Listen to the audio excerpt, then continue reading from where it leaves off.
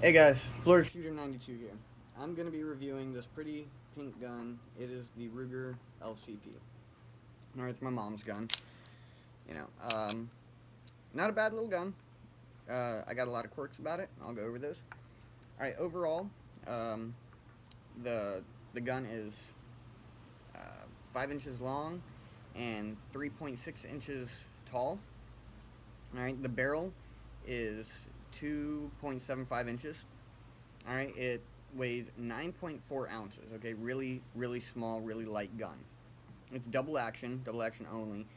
Long trigger pull. Anybody that you talk to about this Ruger LCP, they're all going to talk about the same thing: the long trigger pull of this thing. All right, it's a 380 auto. It comes with a one mag. Holds 6 in one. All right, the LCP, they came out in 2008, and they had a couple of issues with drop fire. There were some recalls, I believe, in 2015 for it. This is actually one of the guns that need to be recalled. You can see it on the serial number. If the serial number begins with 371, just like this one does, it's one of the ones that have the problems and needs to be recalled. Um, it's a drop fire issue, so if you're not carrying it, maybe don't waste your time. It could take a while. I don't know how well Ruger is with that. I know some companies are really good, some companies are really bad at getting back to you, so there's that. The gun is really, really small. I can fit it in my pocket, no problem. I mean, I'm not a big guy, and my hand can pretty much cover the whole gun.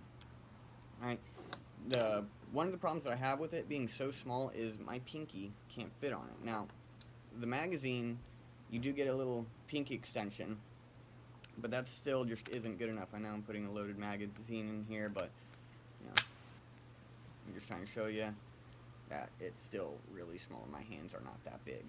You know, really, really small gun.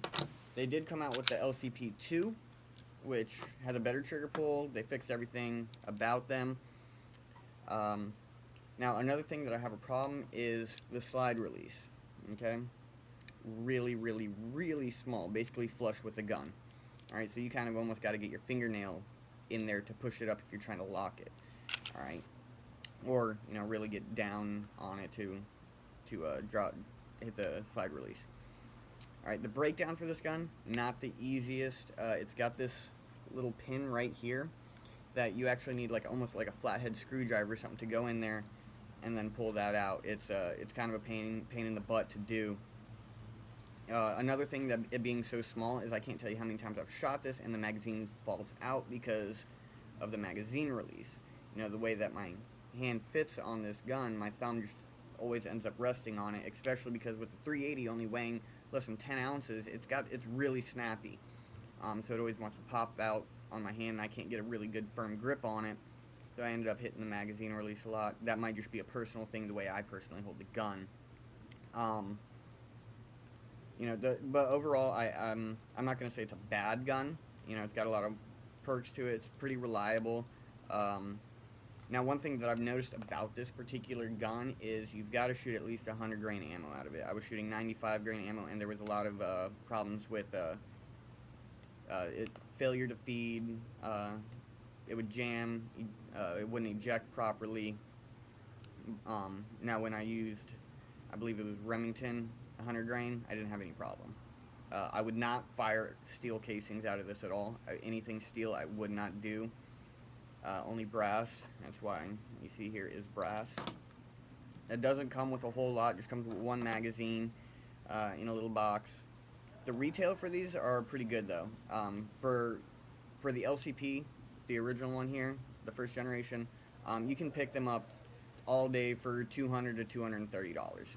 You know, at my local gun store right now, they're doing a promotion on them for $199, and they're usually a very expensive gun store. The LCP2 is a little bit more expensive. I don't have one on hand right now. I will be getting one soon, but for right now I don't, and when I do get that, I'll go over the difference between the two. These do have completely fixed sights. There's no taking these off, no adjusting them. I do gotta say though, it's a pretty accurate gun. I was shooting it at like 10-15 yards, and I was hitting my target. Um, you know, maybe not exactly where I wanted to, maybe not dead on the bullseye, but off on the 8. You know, it wasn't too far off. It could be because it's a really small gun and it's hard to hold, and keep an accurate, you know, shooting posture with it. But it's double action only, which really sucks with that trigger pull. It really does. You know, you pull that, it's got an internal hammer. You pull the trigger, the hammer comes back. I don't know if you can see that, but it comes, it drops, and that's it. Right? Um, Really, not the worst gun. I would suggest getting it if you were low on funds and just really wanted to get a gun that's really small and easy to conceal. You know, I can show you real quick. And I can fit it right into my jeans pocket, and you know nobody would ever know. It's a great little mouse gun, great little pocket gun. Um, you know, if you've got the money to get the LCP2, go for it. Or I would even go with like maybe the Bodyguard, the Smith & Wesson Bodyguard. It's still a 380, still small, just like this. I'm not a big fan of 380 though. I'll make a video on the difference of 380 and 9mm, what I think of the two of them. If you prefer the smaller caliber, then go for it. Absolutely, it's just a personal preference. Um, Not much more to say about the gun. I want to hear your guys' feedback, what you guys think about it. Tell me if I was wrong about anything. Tell me what you like, what you don't like. And you know, anybody who's watching this and want to know more, go through the comments, see if there's something that somebody said that I forgot. You know, so all around, not the worst gun, not the best gun. All right, I will see you guys next time on the next time I review a gun.